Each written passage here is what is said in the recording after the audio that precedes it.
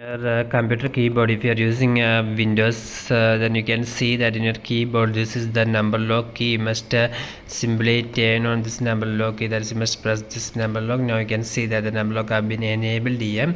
Now you can put one of your finger in this alt key, that's the left side of your keyboard. You can see an alt key, so you must press and hold this alt key. You do not remove your finger from this alt key, and at the same time you can type here 1 2 7 8 0 7. So after typing that, you can simply release your finger from this alt key. So if you do like that in your Microsoft Word, MS Office Word, etc., you can see that a leaf with the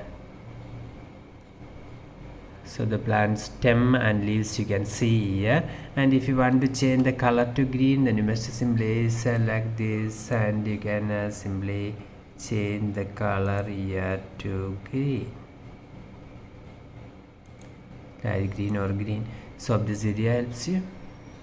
For more video updates like this, you can subscribe our channel. Enjoy the and thank you.